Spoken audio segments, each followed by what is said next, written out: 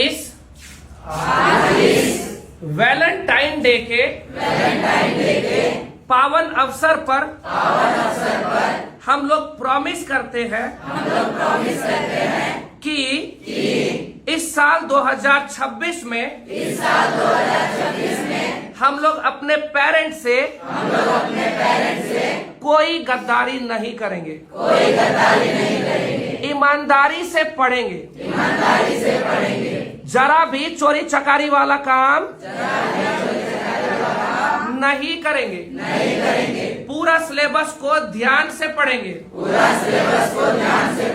और खुद के प्रति पेरेंट के प्रति पूर्ण रूप से समर्पित रहेंगे। आज हमारा प्रॉमिस डे का यही प्रॉमिस है। Thank you, love you.